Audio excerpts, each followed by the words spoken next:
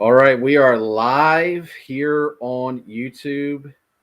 Wesker Griff here, Ed, joined by Mr. Mike O. Going to be talking some postseason baseball. What's up, Ed? What's up, viewers on YouTube? We got a mighty one viewer checking in. Mighty one viewer. Bringing in the ratings. Who's this sponsored by? You got to have sponsors lining up with your great analytics of one viewer. But don't forget, most people watch this archived, so. This is true. So there might be a game tonight. There might not be a game tonight. I know we were talking a little bit about this before we jumped on live, but the Guardians, the Yankees, that game probably is going to get rained out. I mean, if you look outside our window, the skies are dark. It's pouring, raining. I can't imagine, 90 miles north of here, the weather is any better. So potentially might get rained out. And that's going to be a tricky situation for MLB because the ALCS starts on Wednesday in Houston. So what time are they going to potentially play this game? That's going to be very interesting. I don't know, but Ed, since you're a night owl, at 3 a.m. when they get underway, can you give me a call, wake me up so I can get up and watch it? Theoretically, that's what I was thinking. I'm like, I think there is at like 1 a.m. At least for regular season, I believe there's a curfew. I forget if it's midnight or 12:30, something like that. But postseason, they might throw that out the window. I'm not sure. I would assume they want to do everything in their power to get the game done. Because like you said, the NLCS starts tomorrow. The ALCS starts Wednesday. Like, there's a lot of planning to do, in a short window as is. I'm thinking that has happened before with baseball. I mean, we remember the 93 season where the Phillies played, I think it was the Padres at 4 It was the Padres. At 4 a.m. at Vet Stadium, the game got over. 1993, I was 11 years old, and I actually remember that day because I remember waking up at like 4:15 a.m. and taking my little, we didn't have cell phones back in the day, taking my little Walkman radio, putting it on just to be like, oh, I fell asleep. I want to see if the Phillies won the second game. And I was like, it sounds like they're playing. And I laid there and listened to the last inning of that and heard Mitch Williams get the base hit to win that game. That was crazy. Memorable season, 1993. Probably the most memorable season for many Phillies fans, at least my age. Obviously, you have the 80 Phillies, which are king to some, and you have the 08 Phillies, which have that special place for being world champions. But 93 was so unexpected, and there were so many moments along the way, and that team took off, and so many characters and stuff that it's so memorable. And we're seeing a little bit of that this year. Maybe not necessarily with the regular season, but the run going on now, which I'm sure we'll get into at a certain point. You might want to lead off with the other series and teams. But like a lot of people in the community have said, I've seen it. I haven't been as active on YouTube. I've watching and listening, not making videos just because I've been busy. But I see a lot of comments and stuff. People referencing Mike O, Wesker Griff, some of the other Philly guys. So we've been watching, having a good time. The 93 and Phillies. JT, Joe Carter, every time they show that highlight, it can break Mike O's heart. This time of the year, it gets played yearly. Oh, it does. I'm sure the 93 Phillies are still holding out for the Netflix documentary. I mean, it is like on a serious point. Like, they could easily... First of all, they absolutely should be some sort of ESPN 30 for 30 at the very least. They could make a documentary. They could make a feature film movie. It wouldn't be a Disney movie, but or they could honestly, I'm not even joking. I get it because I'm a Phillies fan. They could do some sort of, like you said, Netflix or HBO Max or one of those streaming services, whoever's your choice. They could do a mini series, a 10-episode season. There's enough characters in there. You get the right guys in there putting that together. It would be absolutely amazing. Not just for the sports part, but like the cast of characters in there. I mean, can you imagine seeing someone play John Kruk, Lenny Dykstra, all these maniacs, so many more? A 6 episode special on HBO Max. I can say it.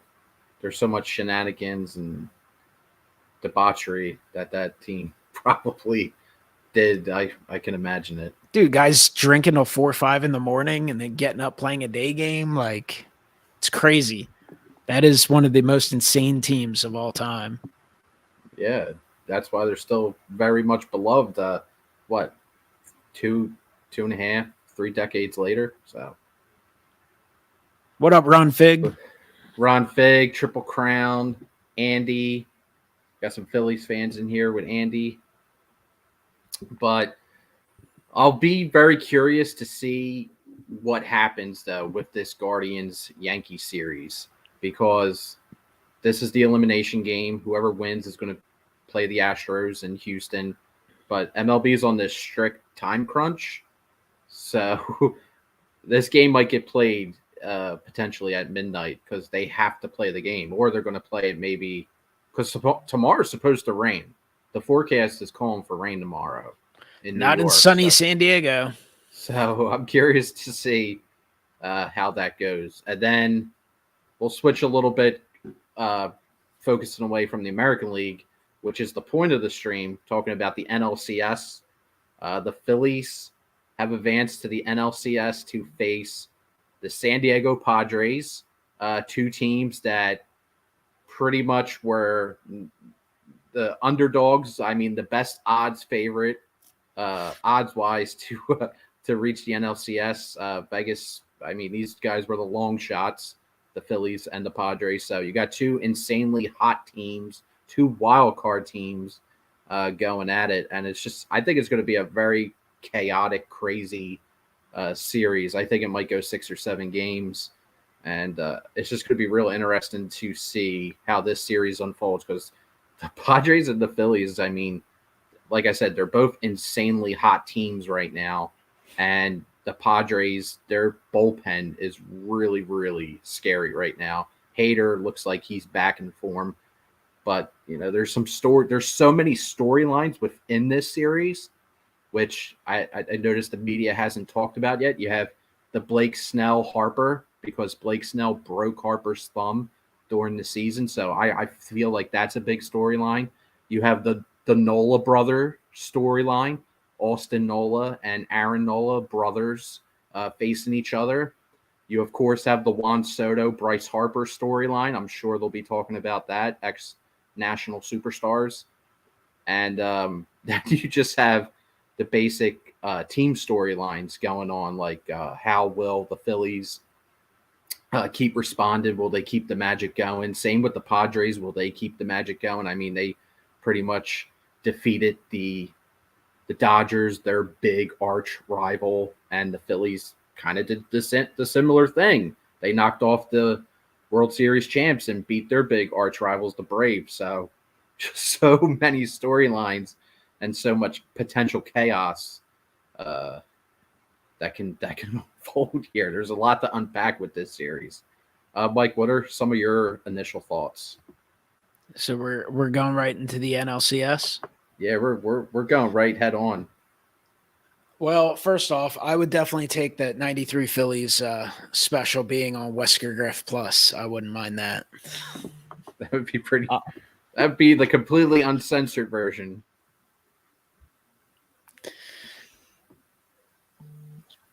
Well, I don't know what to expect, honestly. It's kind of every now and then through the day, I sit there and think to myself, I'm like, the Phillies are in the National League Championship Series. Like, it's been moving so quick. Like, we kind of knew the last. They like to make a big deal, like, oh, the Phillies, were they going to make it? Were they going to collapse?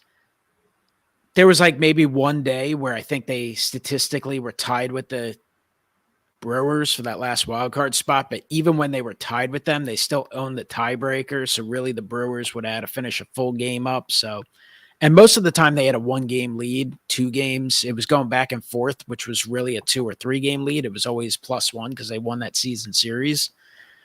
So it always felt, at least the last couple of weeks of the season, it felt inevitable that they were going to clinch a postseason spot. But until they did, it was hard to think about it too much because we've obviously seen it. Like it was 11 years where the Phils were not in the playoffs. And again, you see 11 years and you compare it to the Mariners 20 years. It doesn't seem like that much. And then when you actually like on a personal level think about it, you're like, oh, it's an eternity. Like, I mean, you think to like the pandemic, the last 2 or 3 years feel like an eternity. You factor in 11 years, you're like, dude, that's over a decade. Like for me, that's a little more than a quarter of my life. Like that's a long time. Like a lot of things change in that time period. So because of the way the last few seasons went, where they had that stretch where they were terrible, then they had the stretch where they were in the driver's seat for a period of time, and then September they'd start slipping, and then it would just kind of snowball as the season went on, including 2020, which was like, that was when you just like were like, how are you not making the playoffs? Like everyone made the playoffs that year. How many teams didn't like 16 teams make it or something? And they somehow, all they needed to do was win one of their last 3 to get in. They managed to lose them all. But when they got in, it did. And you heard like the reporters talk about, hey, this is like a weight lifted off the players' shoulders who haven't even been here, obviously, that period of time. But just there was so much focus. Like, you got to make the playoffs, got to make the playoffs. And I feel like for the fan base, it felt that way too. Like, you wouldn't think reaching a wild card, a wild card spot, you wouldn't think is a big deal. But the Phillies have never won a wild card. They've always, wild card's been around for 25 years, something like that. Anytime the Phillies made the postseason, it was via winning the division. So it was one of those, like, I don't know, it was just awesome when they got in, and you were almost at that moment satisfied, like, hey, they're in the playoffs. Like, it felt incredible. But then once they get into the playoffs and you get that series, of course, you're like, it just kind of started like slowly, like, oh, you got to win a game. And it wasn't looking good in that first game. They come back with that great 9th inning, and you're like, oh my God, like they won a playoff game. They're a game away from advancing.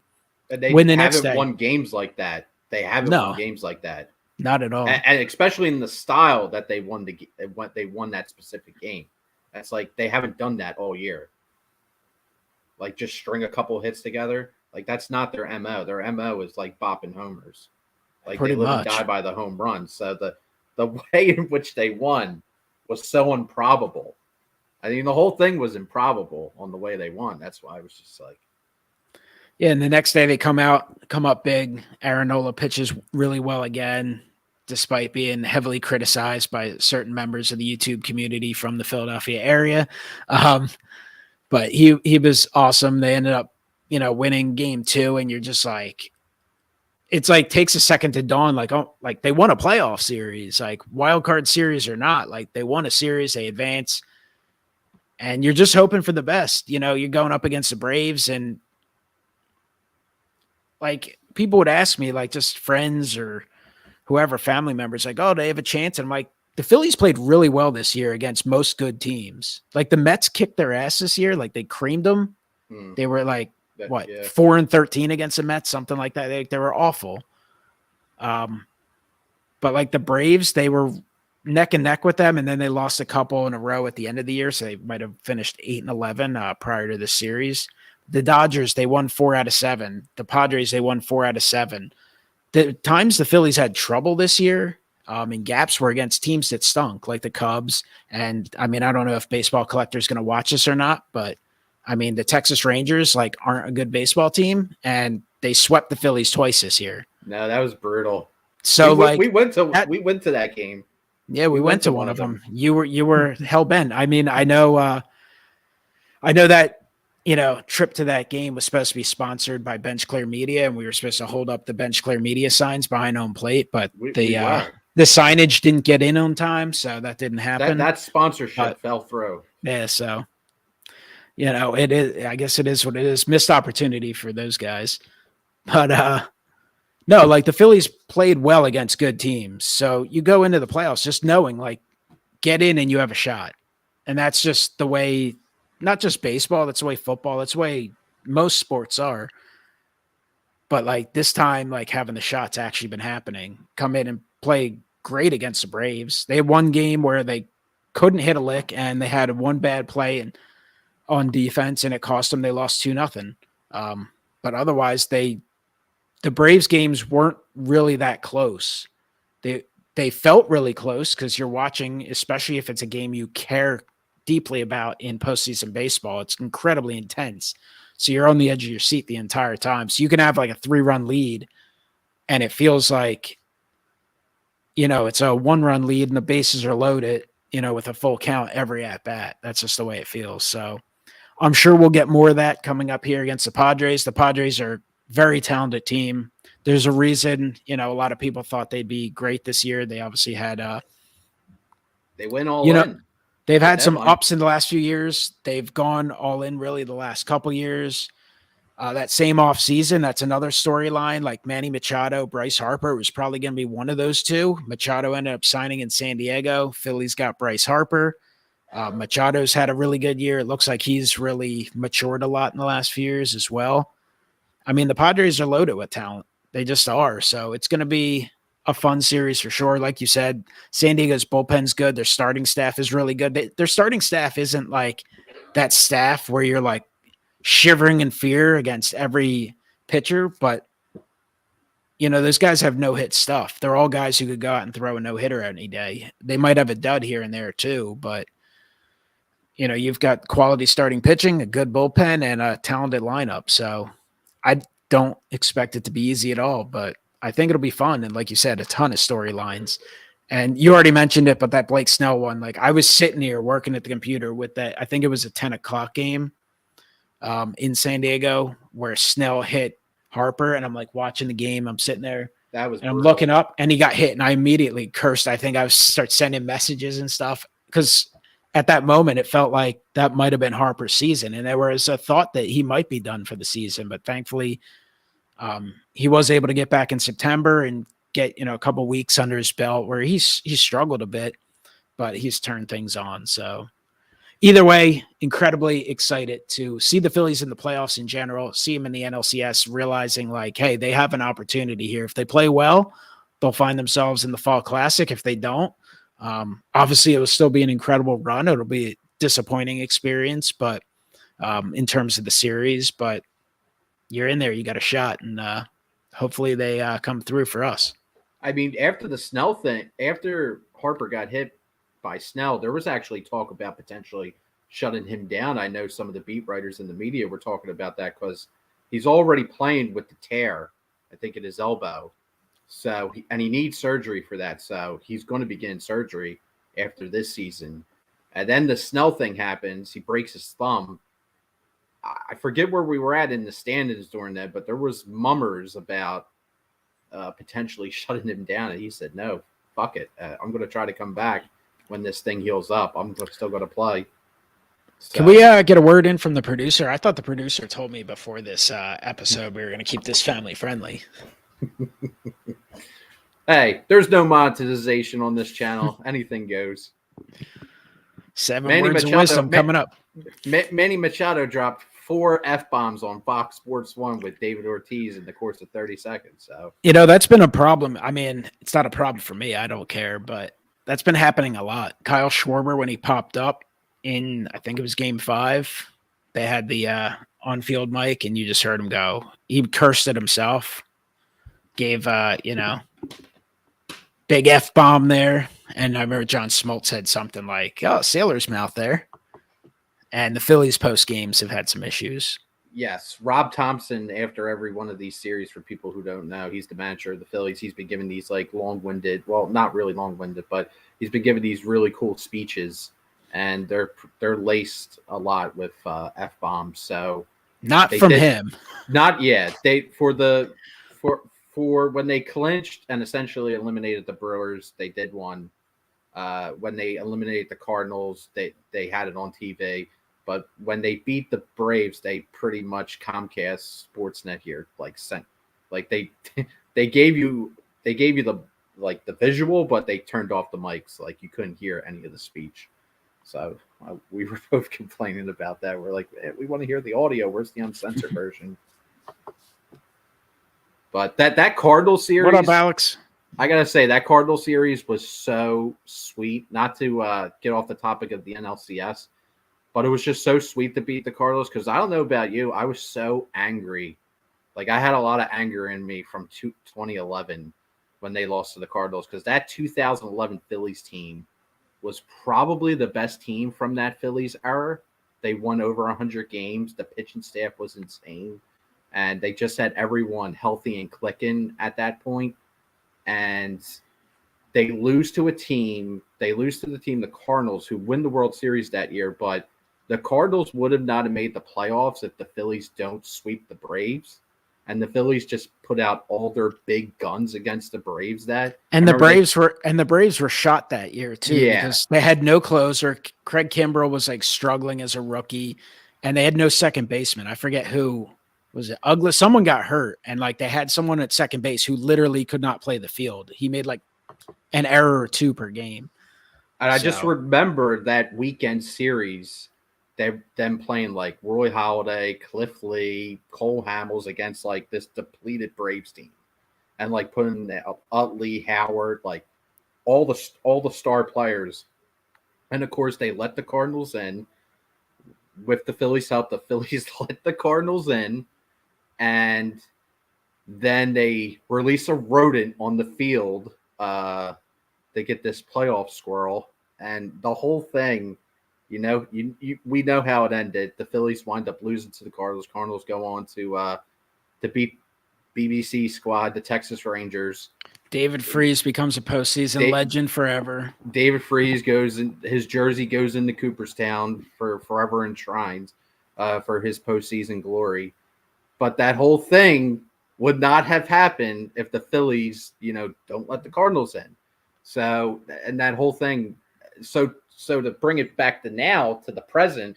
Well, that's what I hear now. A lot of people are like, oh, the Phillies and Padres, they only won 87 and 89 games. I'm like, okay. Like the Cardinals are the kings of stealing World Series. Like they've won a few. That year, they win? Like 85 games? Like they weren't great that year. And then there was a year they won like 83 games and ended up winning the World Series. So, I know some people were like, oh, I want to see Pujols and Molina. I was like, no, those guys, sit them down in their, chairs and let's wheel them into the retirement home. Get lost. You guys can go. You guys had your fun. You won your championships. Get out of here. That's why when the Phillies eliminated the Cardinals, I was ecstatic. I was like, okay, that is sweet revenge to Mr. Albert Pujols and Mr. Yadi Molina and Adam Wainwright and that whole crop of Cardinals who were on that 2011 team. Yo, get your ass out of here. Go right into the sunset. You're out of here now. 86 the Cardinals. I was just so happy that they bounced them out. I was thrilled. And then I'm like, okay, we're playing with house money now. Let's see what we do against the Braves. I mean, that's how I was looking at it from my perspective, my fan perspective. I mean, I was just ecstatic to see the Phillies win, but the fact that it happened against the Cardinals and the last game was a shutout, was a little bit of sweet justice for that. Like you said, 2011, incredibly disappointing. But that's the way it is. It's hard. It's hard to win a World Series. It's hard to go deep in the playoffs, no matter what your record is. And we just go to see it. Like, that's why, like, sometimes you hear, like, the Yankees things or people even in, like, the hobby stuff. They're like, oh, Mantle won 10 World Series or, I just made up that number. But any of the old Yankees, I'm like, yeah, but if those guys played in today's world, they wouldn't win that many. They might still be really successful and win a pile of World Series. But back in the day, you had a good team. You didn't have it ripped apart by free agency. And, you had that best record and boom, right into the World Series. There was no LCS, let alone divisional round, let alone wild card round. It's obviously been made more difficult for the better teams, but it also brings some sense of parity and keeps teams in it, keeps fans, involved longer and believing and stuff, and just kind of goes to show, what can happen. But that 2011 series was a tough one. Obviously, that game 5, especially how it happened. Cardinals have the leadoff triple, sacrifice fly, and that's it. 1-0. Phillies hit a couple balls to the wall. Ultimately fell short. that just goes to show how special this year is, because you think about how great that 2011 Phillies team was. They didn't get to the NLCS. This team is in the NLCS. They are 8 wins away from the World Series, from winning the World Series, from having that parade down Broad Street. Like, when you really wrap your brain around it and really think about it, it's crazy. So they got to beat the Padres, and then they're either going to face the Guardians, the Yankees, or the Astros. So, I mean, 8 wins away. And Yeah, we'll see. Take it one game at a time, though. One game at a time. Like, yeah, Philly Rob has the right temperament and mindset for the clubhouse for the Phillies. So, one game at a time. Let's see where it takes us. But Ron Fig, Ed, are you rooting for Soto to play well since you are a super collector? I like the way Ron. If I hear that Ed is rooting for Juan Soto in any way during the series, I will find him and open hand slap him across the face. I like the way he at least phrased it, because I got about 4 to 5 messages from people that honestly it really pissed me off. They were like, "So who are you rooting for?" I'm like, "What fucking stupid question is that? Who am I rooting for?" Of course, I'm rooting for the Philadelphia Phillies to absolutely eviscerate and smoke the Padres. I don't want to see Juan Soto do anything. I hope they constantly walk him. I have the fear of God in me when Juan Soto's on the plate, when he's up at the plate, because I know how clutch he is. He has like clutch in his DNA. So I'm terrified of facing Juan Soto. And I've been telling Mike and Ray and Alex and all those guys, I'm like, listen, and Reese, I'm like, listen, Juan, like, we're facing one of the most clutch players in recent history in the postseason here. Like, proceed with absolute caution. Like, I'd rather get beat by Manny Machado. Like, just pitch around Soto. Don't, like, especially in key situations late in game, do not give him the chance to make another top Snell card. Please do not give him that opportunity, because he will burn you. Like, please, just pitch around him. I want no parts of Juan Soto.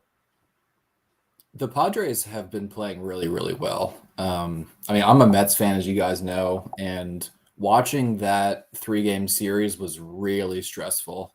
They didn't really like sneak into the playoffs. They were kind of like always there and like kind of bouncing around that like first and second wild card spot below the Mets or the Braves. And they just played like extremely tight baseball. And even against the Dodgers, they played really, really well. You have to wonder, when does the CS start? I guess it starts to start tomorrow. Starts tomorrow. Mm-hmm. So I guess they've now had 3 days off. Both teams have had 3 days off, or 2. Yeah, they both clinched the same day. That was on Saturday, or Yeah, Saturday. Saturday. So they had Sunday, Monday. Yeah, like 2.5. I got 2 to 3 days off. You always wonder, like in the playoffs, like when hot teams get time off, like what's going to happen? The Rocky syndrome from 2007. Yeah, the Rockies, that happened with the Tigers, like in 2005. They like swept everybody and then got demolished by, I think, no, maybe that was, what were the Tigers in the World Series? The Tigers like won the. They had a couple. They lost to the Cardinals. The one year the Cardinals won like 83 games. The Cardinals, I think, swept them. Yeah, that was in 2006. Then they lost to the Giants as well. Yeah. But yeah, the weird, man. The NLCS starts tomorrow at 8. That no weather issues for that. That's in San Diego. So hopefully a goose doesn't fly on the damn field, because they seem to be with this goose magic thing. I'm like, oh God. We were just talking about the squirrel with the Cardinals. I'm like, I hope some fan doesn't bring a giant goose and throws it on the field or something like that. That'd be horrible. Not this shit again. Not this again. It will be interesting because you hear a lot of talk, at least like the national media. I see they're like, oh, the Phillies are playing so well. But I mean, you also realize, like Brian said, I mean, San Diego's playing really well. Like they beat 2 100-win teams. So, yeah. And they're like pitching well. They're hitting. Some former Phillies on that San Diego team as well. Jorge Alfaro. Alfaro. He's more of a backup right now. He's not playing a lot in the postseason, but like he had like 5 or 6 walk-off hits this year. Luis Garcia, who was like a barber and then somehow pitched his way onto the Phillies like He's 4 or 5 pitching years so ago. good right now. Yeah, too. and I think he was with St. Louis last year or the year before, and he was pitching in the postseason. And now he's, pitching well in San Diego. So They're really tough. Hader's back. That's what seems important to me. That's been like kind of the key for a lot of their wins. well, maybe we'll be lucky, and Matt Vierling and Alec Boehm will break him again. That's what I'm hoping for. Dude, if it's a late game situation and like say Stott's up or I don't know, maybe like Segura or somebody, like they're at the bottom of the lineup, I would definitely pinch hit Matt Vierling and put him in because he hit a walk. Well, it wasn't a walk off; it was a go ahead homer. Yeah, it was in. It snapped Hader's streak. I know that during the season. Yeah, it was in Milwaukee. Well, the like in postseason, it's all about like playing matchups, and if you can like manage the game, or if these managers can like manage the game far enough, like into the 7th, 8th, and 9th, and like keep the matchups going well, it definitely bodes well. Which team has home field advantage? Is it the Padres because they have more wins than the Phillies? The Padres have home field, and it was only I think by a half a game. It's either a half a game or a game that they got home field by. Never thought that 5-6 seed would matter because someone was asking me, they're like, "Oh, should they be?" I'm like, I was like, the way it's falling, I'd rather just play the Cardinals because at the time I was like, the Mets weren't really trending well late in the year, but I was like, they obviously had trouble with the Mets during the regular season, so why wouldn't you rather play the Cardinals? Like if you asked. As a Met fan, I really wanted the Phillies to jump the Padres in that wild card spot because I felt much better about playing the Phillies than the Padres. Like Darvish gave us a lot of trouble in the regular season, and so did Snell and Musgrove. Like all of them, like just like pitched their asses off during the year, and the only one who really felt a road bump in the Mets series was Snell. But Musgrove, like, I don't know if you guys watched that game against the Mets, but the waxy ear. Off. Well, the red's hot. Like, why were his ears shiny? I don't know. McCutcheon said it was red That hot. was bizarre looking. I know that. What the fuck was that? Andrew McCutcheon said it was red hot. But what is red hot?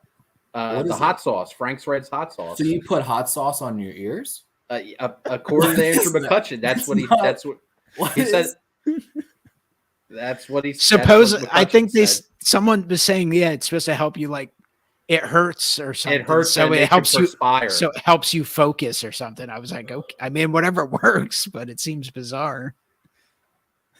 I think somebody worked, whatever. Somebody on like a Twitter thread was saying that like it helps you perspire, it makes you sweat, it opens up your sinuses. So I don't know, maybe he was putting snot on. I don't know. It did look weird. It did look weird. I know everyone was breaking Buck's balls for him and getting inspected, but what are you gonna, Yeah, it did look a little weird. Buck and like the dude is literally pitching lights out, one hit ball, like. What are you gonna do? You're gonna let him like to decimate your team, or like if the dude has shiny ears, like ask the umpires to check out what that shit is. Like what? Like they kept talking. They were talking about how his spin rates. Philmanton will like the way this conversation's going, but they were talking about how his spin rates were like I think 2 levels up than what they normally are. So I was like, yeah, and maybe he was just pumped up, and that's probably the case because he never touched his ears, but I don't know. But Ron has an interesting point. Like what the time where Aaron will face Austin. I think Aaron's got the upper hand. I think Austin's not as Austin's the older brother. Yeah. So that's an interesting storyline, I feel. Well, let's just hope it doesn't go the way the Houston matchup where this story's weird. Nick Maton and Phil Maton, they're brothers. Nick Maton got a hit off of him in a game that didn't matter for the Astros, mind you. Big game for the Phillies, not for the Astros. And Phil Maton apparently after the game went and like punched the wall, broke his hand, and isn't on the postseason roster. Like, does no one learn from like Kevin Brown when he did that? Like this happened like 15. I remember this happened like 15 plus years ago when he was pitching on the Yankees. He punched a wall and then he broke his hand. Like, why are people punching walls? Do you think you are the Hulk and you're going to break through a wall? Like, your hand will break. Yeah, but it's his brother. Like this. Like, come on. Yeah, your brother got a hit in a game that didn't matter for you. Like, come on. It's kind of almost a meaningless game. Like, I saw that and I was like, first of all, that's a weird story. Second off, that's kind of sad. Like, I guess they don't really have a good relationship. I'm like, that really sucks, man. Like, you got mad that your brother got a hit off you. You like Thanksgiving, they're going to give him the first pick of apple or pumpkin pie. I'm going to punch a wall. Like, what's wrong? Like, he got a single. I hate to see if he hit a homer. Yeah, it's not like he hit a walk-off homer or something. He'd be bashing his head into the wall instead. Oh my god! Wow.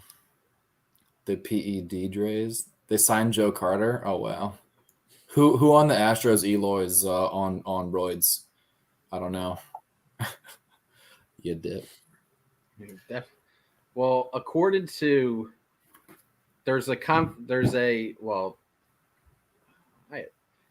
I have been told by somebody who's close to the scene that apparently the Padres like to smoke up a lot. Oh, shit, it's legal now.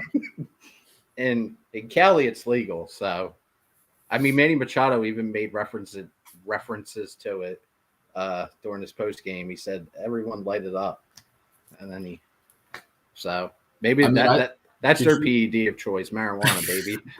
I don't know if it's performance enhancing, but it is a drug. But Ed, did you see that Harper was like in like some club, like in some lounge, like dancing or whatever? I'm surprised that you weren't there trying to like bounce into like Harper's like VIP suite and like dance with him or something. The Phillies are pretty wild. I don't know. They've been doing that whole thing with that postseason song, Robin, keep dancing on my own. Like they seem like a wild group of people. I mean, that's why we were talking about the '93 Phillies earlier. Like they were a group of characters and partiers and late night guys. I mean, they have a little bit. Brandon Marsh looks like a psychopath, especially when he's got the goggles on and is pouring, champagne everywhere. Garrett Stubbs seems nuts too. The backup catcher is like riding on people's backs and stuff. I'm like, yo, relax.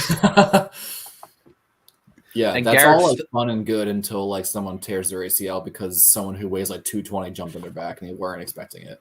That happened with the Phillies. David Robinson got hurt celebrating. Yeah. Yeah. Like he was jumping under a walk-off and yeah. And then apparently Garrett Stubbs' nickname is Dr. Vacation. According to Ricky Battalica, is Dr. Vacation. Ricky Battalica. But what do we guys feel about the broadcasting choices for the postseason so far? I think Smoltz does a decent job. I didn't have really any issues with that one. The Michael K. Alex Rodriguez duo leaves a little bit to be desired, in my opinion. Alex Rodriguez, you would think would sit down for 15 minutes and review his notes before getting on national TV. And at one point during the regular season, talking about cheese sandwiches instead of cheese steaks. And then he was making reference to Kevin Stockton. And I was like, from the 93 Phillies, I'm like, you mean Kevin Stocker? Like Kevin Stockton, baby. And it's not like he misspoke. Like, I get it. Anyone can misspeak. Like, he said it like 4 times. I'm like, dude, like, you don't know the guy's name. And Kevin Stocker's on like Twitter being like, who? Like,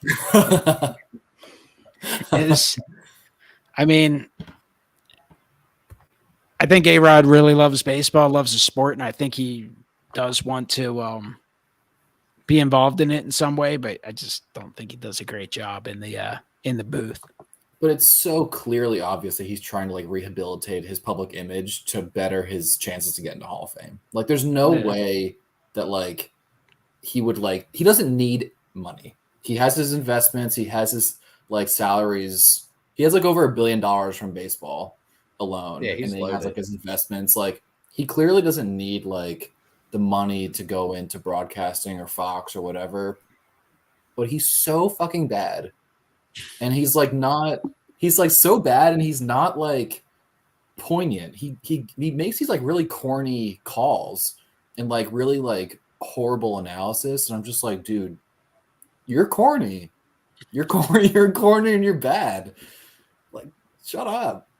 Also, I hate him as a person, but that's just another thing. But it adds. I couldn't tell. Oh yeah, okay. Well, you know, he and J-Lo, his ex-girlfriend or fiance or whatever, almost tried to buy the New York Mets. So Really? I don't know if you knew that. No, I didn't know that. Yeah, they were trying to turn the Mets into a media company. So thank God that didn't happen. But anyway, no, I think you know, as far as broadcasting goes, it's like as soon as like Joe Buck and like the rest of these idiots started to do it, and it was no longer like Vince Scully and like Bob Murphy, and like true legends. Like we've run out of like legendary broadcasters in baseball. Like even Bob Costas, who was like called some really important games, it's like really important times, is not good anymore. They need to find like good broadcasters. Well, I think part of the problem too is these guys don't like. They don't follow the teams, let alone like watch games. Like they don't listen to Ed and watch the games. So like you hear them making points, and it's like I'm sure the general audience are like, "Oh, that's a good point." But like if you actually follow the team or you follow like it in general, you're like, "Dude, what are you talking about?" Like you're not even making sense. Wow, I'm outnumbered here for sure. Right from Chile in the house. But no. You talk about not watching the games. Like a perfect example would be for the Acuna speculators. Like if they did not watch that last game for the Braves, like if you look at the box score, like Acuna was an absolute disaster in that game. He had so many defensive miscues.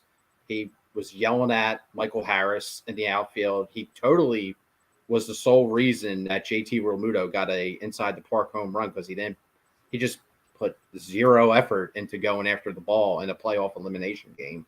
And then, coaches, I think Eric Young was trying to like just work with him the entire game, like telling him what to do, him and Harris taking them aside and stuff. Like the box score is not going to show that. You actually have to watch the game to see how awful Acuna was in that game because that stuff's not going to show up. So all you Acuna speculators, you better start speculating and watch the game. Sounds like the Juan Soto bias is coming out of Ed a little bit here. Just a tad But bit. Ed, Just like, a tad bit. But like, what a great point, because like Acuna had a bad year as far as like his stats go. Like Michael Harris second, like got them into the playoffs. Like the dude was one of the best outfielders in the National League this year, and it like really speaks to like the leadership quality of Acuna to like call out your rookie outfielder who like had a better year than him, and like what are you doing, man? You also like you said, had a horrible game defensively that game, and frankly lost the game for the Braves that game. And he was having a good series offensively, Acuna. Like he was pretty much on base a lot, but in that limit, like when the elimination came, when the Braves dire need most, like he just didn't execute the fundamentals, and that's been a theme for them. Freddie Freeman has been able to, police that stuff. He's not there no more. So free reign. And by the way, that was one of my things with Acuna. Like I was saying last year, even with like I was talking to Philmonton, and I think I was on his channel even talking about it. Like, what are they going to like? He has to mature as a player, and Juan Soto doesn't have to worry about that issue. He doesn't have that problem. We'll never get to see it, and I'm happy about it because obviously the Phillies advanced, but I was, at one point when I didn't necessarily expect this to be reality, I was like, man, what happens when there's a Dodgers-Braves NLCS and Freddie Freeman has, either wins MVP or has like the walk-off hit or something? That would have been an interesting storyline for sure, but I'm cool with the Phillies-Padres storylines. Indeed.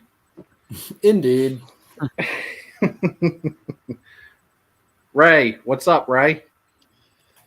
Well, first of all, how about them Eagles, boys? All right, kick his ass off, Ed. Philly, yo, in the house. Phillies, Eagles, Flyboys. It is a great time to be a Philadelphia sports fan. I'm going to say Yes, that. it is. Yes, it is. So, you got predictions on the Padres and Phillies? Because I do. All right, let's hear them. I'm not in the game of making predictions, but Yeah, I'm probably not. One game at a time, Ray. No, this is cake, Ed. Cake. Look, I want to hear your prediction, Ray. Ray in 4. Ray in 4. Nah, I think I love the concept of not having this home field schedule because all we have to do is split in San Diego. Then you got 3 games in a row at home. And that's all she wrote. That's a hard stadium to play in, though. In San Diego? Very hard. I went to a game last year. It was a regular season game. I just happened to be in San Diego, and it was Padres Reds. And it was in like mid-June. That place was bumping, loud. It was packed. Padres fans are fucking crazy. They get in fucking fights with each other in the stands. They are like passionate, crazy idiots. So West Coast Philadelphia, you're saying? I mean, kinda. Like if you're a Phillies fan, like you're not stepping foot in Petco or wherever. I think it's still called Petco Park. You're not stepping foot in Petco because you're like gonna endanger yourself. It's like just like Philly here. Like if you're a Padres fan, like you're not gonna sit in Bank Park. Like is it still called that? I don't even know. Yes, it is. Okay, but For at least I think another 4 years or so. All we have to do though in San Diego is split. And I'll give them a win in San Diego, talking about the Padres. And then, we got Wheeler and Nola in the first 2 games, who, in my opinion, can match up with any other top 2 in the National League easily. And that's not being homer. So I think if they can pull out one of the 2, then you got 3 games at home in a row where theoretically they could pull 2 out of 3 there. And after 5 games, you're up 3-2. And then, after that, you can take it in 6, or if they don't take it in 6 and San Diego ties it in game 6, then I don't like the chances of going into a game 7. Game 7 with Ranger Suarez on the mound. Yeah, that's something I don't like. So they would have to take it in 6. But I do like to see, I do think they split the first 2, and I could see them easily taking 2 out of 3 in Philly. Yeah. I think it's either going 6 or 7. These teams are playing tough baseball. But Victor Negron, this is a very sleepy pick. This dude's playing out of his fucking mind right now. He is. And he's had fucking mind. He's had clutch hits in the past too. A few years ago, he had some. Was it last year? He had a couple big home runs late in the year for the Padres. I remember. I'm fairly sure that he hit under 200 this year. Yeah, he hit 184. I looked at it before. That's why his PSA 10 cards aren't selling for like $10. Yeah, $12.99. Yeah. Oh my god. Dump them all when he dump them all no, he torched the Mets. He torched. Oh my god. Yeah, offensively and defensively. Yeah, he's good defensively. They have some sneaky good players pitching? on the Padres. Brandon Dory had an incredible season. He was snubbed at the All-Star game. The Padres went all in. They got they traded for him. Josh Bell, who actually hit the Phillies really well this year. He hit a homer still with the Pirates off Scherzer in that game. He had a big hit. Hader's been a beast. Hader's probably been their best player, I feel like, because he's just been shut down. But they haven't been throwing him. But since I think Hader's having an off year. Oh yeah, no, he fell apart in September. He was giving up 5-6 runs. I had him in the YouTube fantasy league, and he cost me a couple matchups. He was really rough, but I don't know. He found the well again, and he's been shut down. Can't even get a hit off him. So game 1 matchup, you got Zach Wheeler versus Yu Darvish.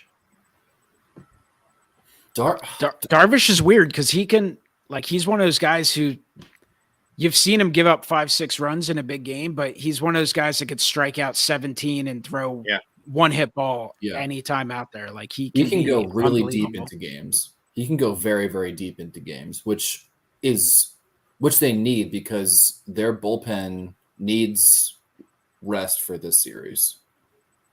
Right? Like if a starter like gives up, I mean on both sides, for any team, like bullpen health and bullpen rest is like super critical right now. Well, of course, the Dodger fans and everyone's been crying about they don't like this format. I don't know if you guys have been, I don't know if you already talked about it before I came on, about how they don't like it.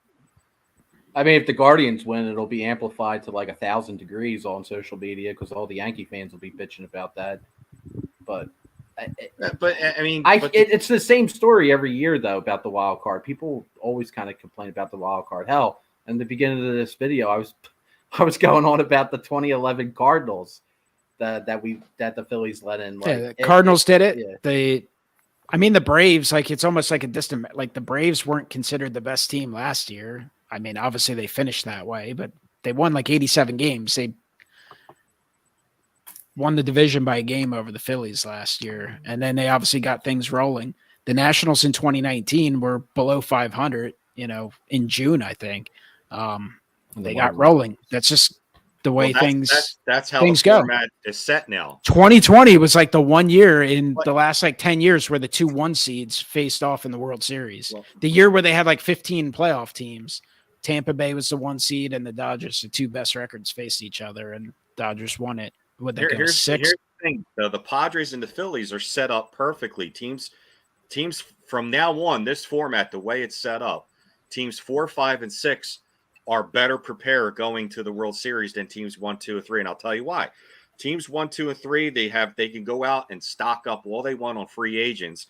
They'll win their 107 games during the regular season, and then they'll have that week off, and they have that what they call their exhale inhale situation where you've just played a 162 game regular schedule, and now you have to exhale and take a break, and then you have a week off, and those 2 teams that played in the first round, they have momentum going. And now they got to turn it back up in week 2. So I understand what they're coming from, that it's hard to turn it back on. But look, you got home field advantage by winning 107 games.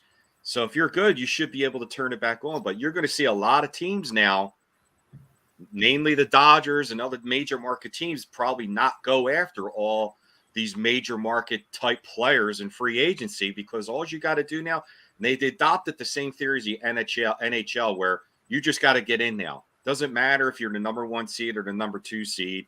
You don't have to go out and sign big-time free agents.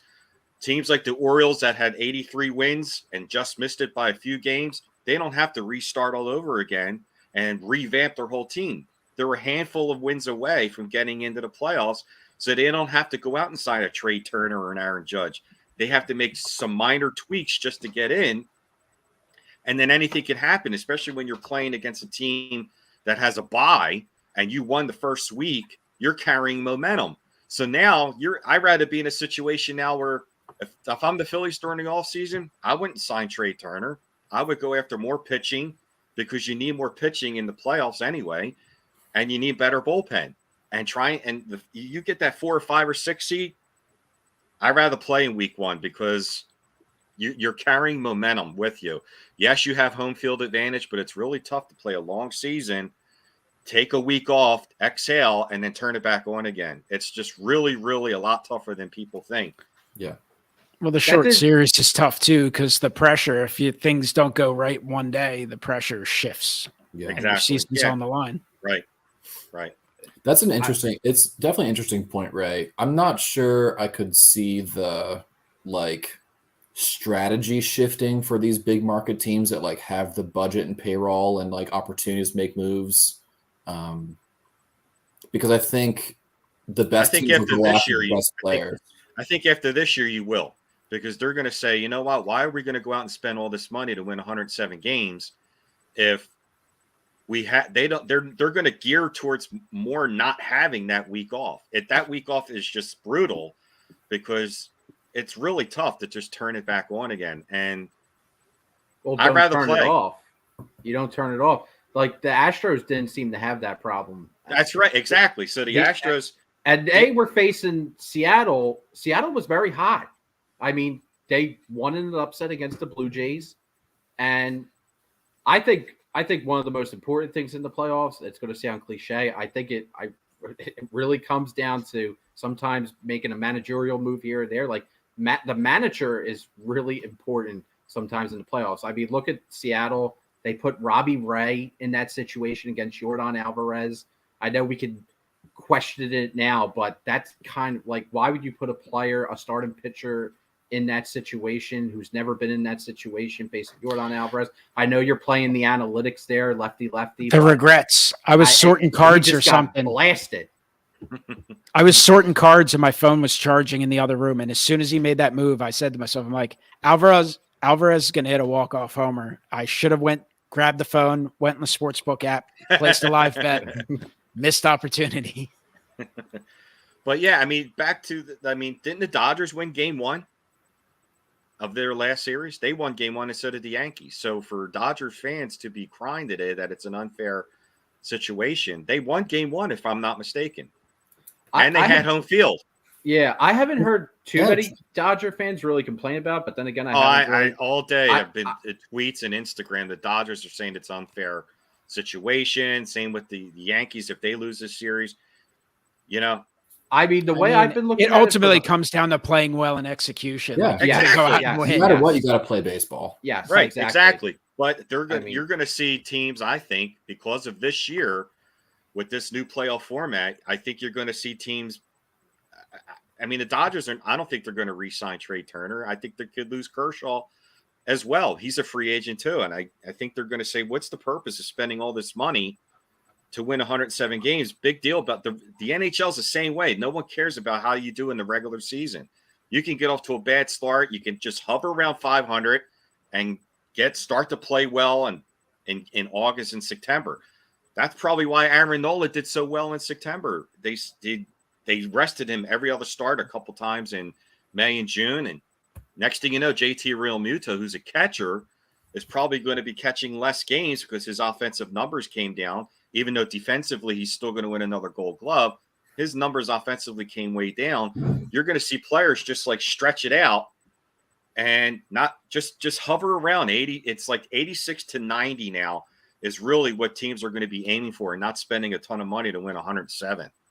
No, you see, until the Astros win the World Series and with 106 wins, and then everyone will come. Well, yeah, but those other teams still knocked out the Dodgers, and you could knock out the Yankees, and the Phillies knocked out the Braves. So 3 of those 4 teams, those number 1 seeds, could be knocked out. And the philosophy that you're going to see a lot of those teams, they're going to be not wanting to spend as much money anymore. Ron's bringing up a point though that I think is real important. Yelling about Dave Roberts and his lack of vision and over emphasis on analytics. I've been hearing a lot of Dodger fans say that. And as a neutral third party looking in, just as a baseball fan, I think that does have a big role. It should be noted that Wesker Griff hates Dave Roberts. I mean, you had Juan Soto galloping, not running, not walking, galloping to second base on a stolen base attempt, and he was the game-winning run in that game, just because your players were positioned in a weird way. I think there's something to be said about that. I also think that the Dodgers have, I don't know, the way that they're handling their starting pitching. It seems like these guys go 5 innings, and then just because the analytics say when the starting pitcher goes through the lineup a second, third time, it's not as effective. And then I would look at their medical staff. Like, I don't know what's going on with the Dodgers starting pitchers, but they're always having injuries. They're always having elbow and arm problems. Like, what's their medical staff? What's their doctors and their medical personnel doing to help these pitchers stay healthy? Like, injuries happen in baseball, but they're way more frequent with the Dodgers for whatever reason, especially on their pitching staff.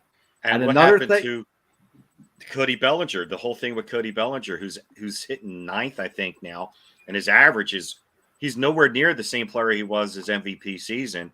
And from what I was told, they have a different hitting philosophy now, and they changed his approach, and they have a different hitting instructor. I'm not really 100% sure, but if that's the case, why would you fix something that wasn't broken with Bellinger? Bellinger has totally lost where he was when he won the MVP.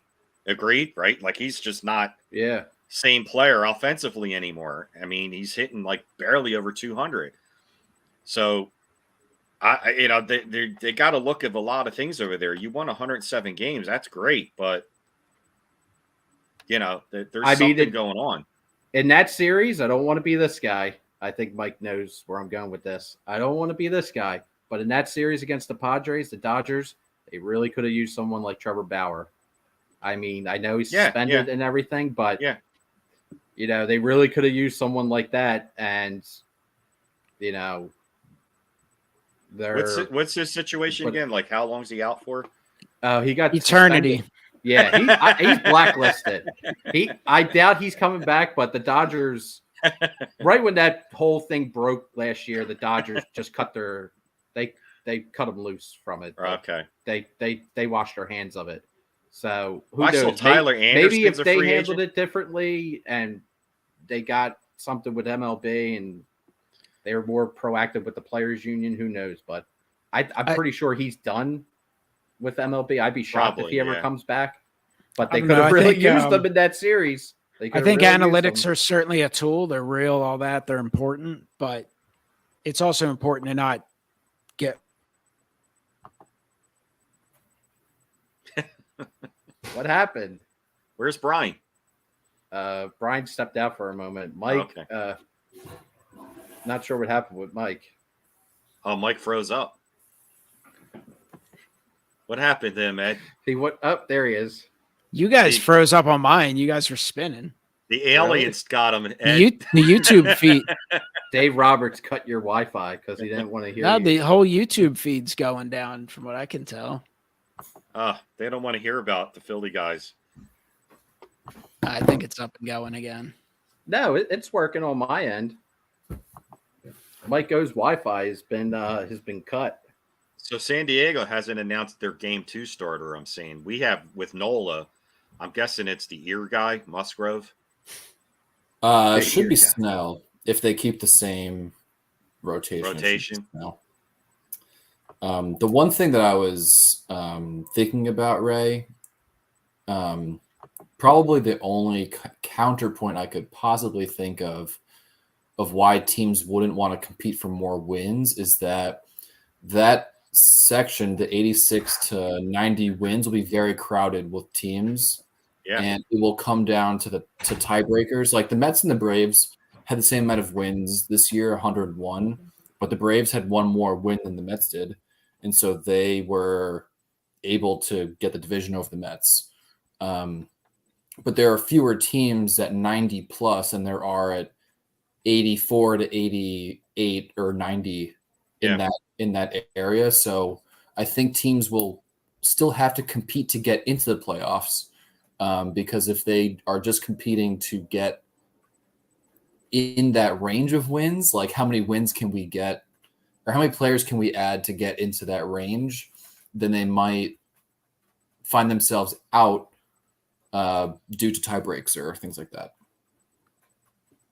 Yeah. That's the only thing you can think of. Otherwise, your argument's flawless. Yeah, I mean, you're right. You could have three-way tie.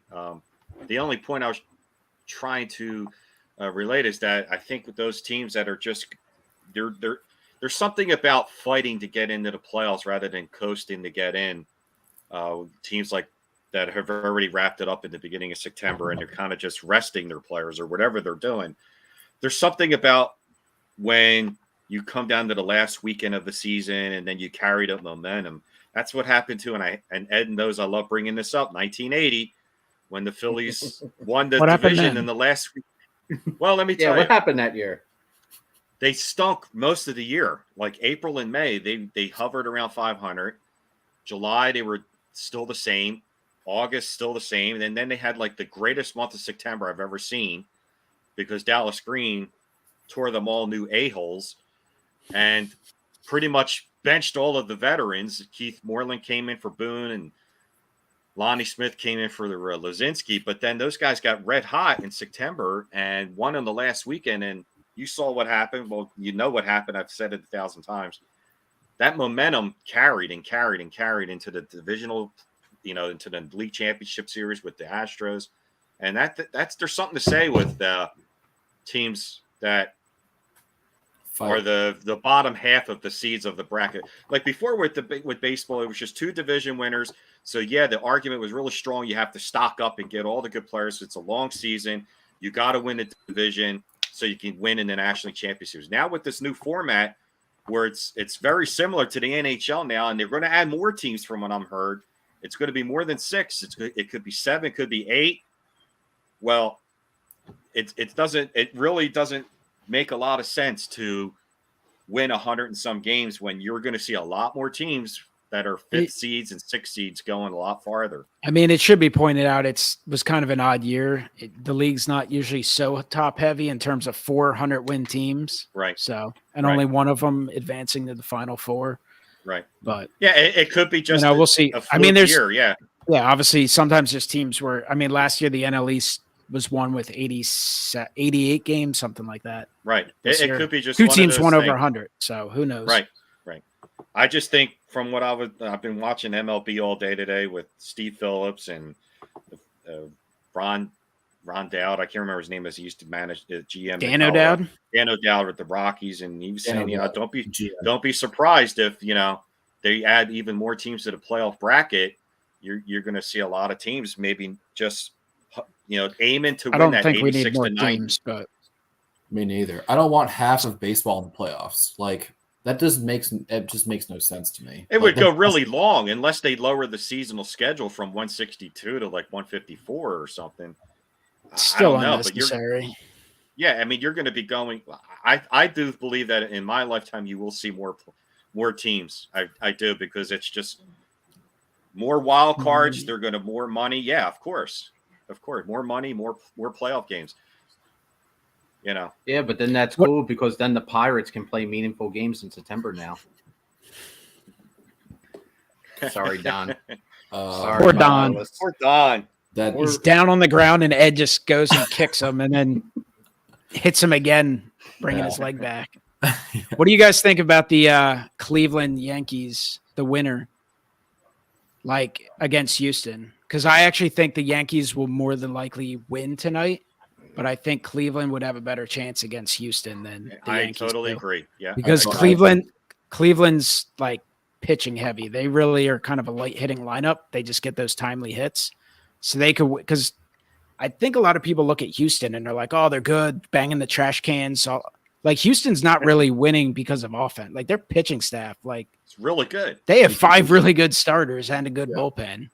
So, yeah, I agree. I think. Cleveland would definitely give, to your point, like Cleveland would, I think, definitely give a better series to Houston than the Yankees. I mean, to me, the Yankees, without, they could get red hot. I mean, Judge could get red hot and hit 5 home runs. Like it could happen, but I think it's more likely to not, Yeah. I mean, the Disney ended would be if the Guardians win and Miles Straw or Stephen Kwan is somehow involved. Here we go with in the game winning theatrics, especially after what happened to both of those guys in the beginning of this year. That I thought that was going to be a pretty big storyline. That TBS or TNT it didn't happen in Philadelphia, but it didn't happen. So we're not talking about it. Obviously, in case you guys don't know, both those players got trash and bottles thrown at them in Yankee Stadium. So I forgot about that. Yeah. I honestly thought that was like 2 years ago. No. That would be the Disney ending if those dudes like did something magical, but they're facing the big bad Yankees, so it would be cool to see the Guardians win, but it's probably going to be the Yankees. I mean, right now it's raining here. I don't know if they're going to get this game in today. True. Last I saw something. It said, "Oh, it's supposed to rain till 9 something." They're hoping like 10 o'clock or something. That's incredible. You guys see the Josh Naylor rocking the baby thing against Garrett? That guy is fucking crazy. Yeah, man. I was like, "What is up with that?" Like that guy is fucking nuts. Yeah, you don't want to do that when you're losing. I kind of don't understand. Yeah, it that. wasn't like they went ahead. They were still Yeah. down by a run. Like, Right? bro, That's what you're losing. I was watching Kevin Millar today, and he was like, I get it, but like he just took it too long. Like he was just all the way around the bases. I thought he was doing the major league thing, the big marble with thing. Pedro. Yeah, no, it was Rock saying that, like. Yeah. I mean, when Yo, it first baby. happened, That Garrett Cole's his son. I don't know if you guys have been like watching, which I think is hilarious, but I don't know if you guys have like seen his like home run celebrations or like celebrations at all this year. He will like hit a home run, like come all the way around, like touch home plate into the dugout and start like going ape shit, like punching shit, screaming, like stomping around. Like he's psychotic. He's psychotic. Sounds psychotic. Fun to watch. So is Bieber pitching tonight? Is he the starter? no, for it's Cleveland? Adam No, Savali. I was dumbfounded by that. I'm like, how is Bieber not going to be available for this game? Wow. Is he an not elimination available? Or is he game. just Come not Bolt starting? is available. I was checking Twitter like all day today trying to find that out. I couldn't find no information about it, about Bieber being available. I mean, You would that's what I think he don't. would be. That's, He's their that's what best I don't pitcher. like is the starter because I mean Cleveland's got a good bullpen. I mean, I would assume that they'll obviously Right. have a quick For what it's move on worth- quick if they have to. But For what it's worth, Cleveland has really good numbers against Jameson Taillon this like in their career, and no one's really on the Yankees has success against Savali. Maybe it's a matchup thing. Yeah, it sounds like it's a matchup thing, but still, I mean, if Bieber was available, if he's your ace, Didn't he pitch game 1? I think he pitched game 2. That's probably why he's not available. Yeah. probably It's- why it's it's too in his turn soon. yet. Wasn't he hurt last year? I Bieber? think so. I think former so. investment of Wesker Griff. Oh, Bieber's fine. Me and Philminton were going back and forth earlier this year about Shane Bieber because his velocity was down, I think, a couple miles an hour. So everyone was saying that he'll probably wind up getting hurt. I'm like, I think he looks fine. He was on my fantasy squad, so watching a couple of his starts on the MLB.TV, I'm like, he looks fine. His strikeouts are down, but he's pitching smarter. I think he'll be fine. And he had a really good season. But again, it's an elimination game, so he should be available. If I'm a Cleveland fan, like I want Shane Bieber out there. Maybe they're saving him for like the 5th inning on. Yeah, I guess. At the end of the day, though, they have to hit the ball because that's kind of been like their problem in this series, Cleveland. If you can stay up till 4 a.m, maybe you'll find out, or maybe you'll get an extra day's rest and they'll play at like 1 p.m. tomorrow. How much would the networks love what would the networks least like? A Cleveland, San Diego. A Cleveland, San Diego, I think would take the cake. For That'd the be the networks. worst They would one, hate yeah. that the most, right? They Probably, rage. yeah. I would think they would want of what's left. I would think Phillies, Yankees would be the two biggest market. Well, I don't know. Houston's probably a pretty big. As a market. Mets fan, enough with the Phillies Yankees World Series. I can't watch baseball at that point. Like, what am I doing? That was the most depressing. I think that was 09, right? 09. Yeah, I mean that World Series did suck. I agree. Yeah, that's fun. Well, it sucked because the Phillies lost the World Series. But Alex what am- Rodriguez hitting a home run off the camera. Johnny Damon stealing second. No one over there. Runs right to third. Right to third. A lot of bad yeah. moments. Mhm. Pedro Feliz had a couple big moments in that. World Pedro Series, if I remember. Feliz. If I remember. Pedro Shane Utley. Feliz, the greatest third baseman in Phillies history, if you look at it. And 2 years, 2 trips to the World Series, but Mike Schmidt was a close second. the only thing I remember about 09, that 09 World Series, is Feliz had a good series, and Utley hit 5 Utley- home runs. Utley almost broke Right. Reggie Jackson's record.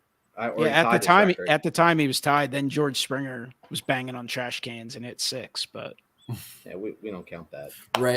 Ray's having a conniption over there. over Well, Mike's- because he always has to I- listen about how Arenado's the greatest third baseman of all time when he's not even remotely close at this point in time. I know- like Arenado, though. I mean, I do. I like Arenado, but he's still got to do it. I for know. a Yeah, while of longer. course. Yeah, you're not getting an argument from me. Just saying, Pedro Feliz, 100% of the time he spent on the Phillies, they won the NL pennant. So Good glove. then they let him go, and they brought in Placido Polanco, and it was all downhill. I remember I kept. Ray, it's a compelling argument, Ray. I hear you. I mean, it's a luck thing, you know. Baseball's all about superstition too. I mean, more than any other sport. Don Money was the best Phillies third baseman of all time. Okay, well, But this is coming from someone on the other side of Pennsylvania, so we're not sure if it really translates that much. Don Money. Boy, oh boy. so yeah, I mean, game one, Wheeler, Darvish, he's a good pitcher, man. He's Dangerous. paints the corners. Dangerous. When he's on, he's on. I could Yes. see this being a very low-scoring game tomorrow night. A 3-2. If it's going to be a very low-scoring game, because both pitchers are on, then it's going to come down to defense of who doesn't make any blundering errors. And what has been our biggest weakness this year has been defense. Although in the playoffs, Nicky C, right, Ed, making a beautiful diving catch in the outfield. I mean, the defense, except for Mike O's boy, Reese- Nicky C. Hey, except for I like Reese Hoskins. Castellanos, so I'm just happy that he finally started earning his paycheck, 167 games into the year. It's Like, going to come down he to had defense in this He game. made tomorrow. $25 million to hit 13 home runs, have 60 RBIs, and hit 250. That's bad. That's bad. How many did he hit, Mike? 21 homers? 13. 13. Yeah, 13. That's what I thought. Yeah. Alec Boehm hit 12 and got paid like $600,000. And he fucking hates this place. Yeah, he hates it here. He Yeah. fucking hates it there. Yeah, I tell you Dude, they what. kept focusing on that story too. That was driving me nuts. Tell you what, Like though, every props game, to they kept him. talking about that. His defense. I'm impressed this year, Ed. Mike, he's been scooping. He's been scooping, man. He's been doing really well at third base defensively. I got no complaints with his defense. So this year. Well, I got a lot of his rookie cards if you want them, Ray. Really cheap. That's all right. Really, Me too. really cheap. Come on, Ray. We'll see. I don't know. Are you nervous about any players on the Padres, Ray, or Mike, or any nerves about any specific players? Yeah, I mean,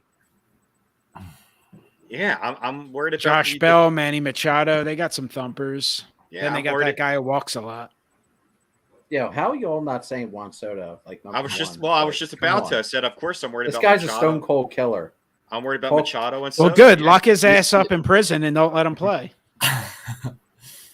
I'm worried about Johnny Hustle and Soto. Charlie Hustle. You know, Trent didn't- Grisham, best didn't player. they call on him the field. Johnny Hustle? No, Ed, Charlie Hustle is in a casino in Vegas signing free autographs. Hey, we haven't really. Schwarber hasn't even turned it on yet. So when he turns it Yeah. on, I think offensively, Nah, he's got one hit in the postseason. all right. That's not- Woo! 2 sack flies. He's had a few productive at bats, but yes, he has not gotten going. So and eventually he he is will. due. Yeah, he's very due. Has he historically been a good postseason player? I can't remember if he had a good postseason with the Cubs. I can't neither. I would have to look it I up. think he had some big home runs last year for Boston, didn't he? Yeah, I think he did. Yeah, I can't remember the Chicago's. I know that one year for the Cubs, like he missed most of the regular season, and then he came back for the playoffs. I think he could only DH, but Mike's looking it up. We're gonna get the answer in about a minute here. dude, baseballreference.com, the greatest website If of all Philminton time. was here, he would just say it like that. He would get it. He's a 223 career hitter in 41 games, 155 plate appearances, 130 at bats, 9 homers, 19 RBIs, 21 walks. It's typical Schwarber. He strikes out a shit ton. He hits some home runs. Exactly how he plays during the regular season. That So- sounds better than Don Money. If only Schwarber can play any position at all with any adequacy. He actually started better. Like 2015, he was really good. He looks like he struggled a little bit since Boston. He had a couple of home runs last year for them in the LCS Division Series wild card. Looks like Cubs 2020 and 18. He didn't do much. Did Derek Hall, did he make the playoff roster? No. No? Okay. No, just wanted to make sure. I wasn't no. sure. I didn't think he did. I don't know if we set our roster for the NLCS yet. I would have to check. No, they'll do that tomorrow. They'll do that tomorrow. Probably. But, I don't know that there'll be any changes other than if Robertson's healthy, they would probably pop him on and take someone else off. But no, I think the bullpen right now, I mean, the first guy coming out is Alvarado. Then you got Sir Anthony and then Eflin. I mean, right now, Brockton scares the bejesus out of me. Man, if I see him coming in, I'm like, he's been atrocious. He's another one. Got COVID and hasn't been the same. I was curious to see what Vegas thought of the game tomorrow, and it's pretty much even money for both sides.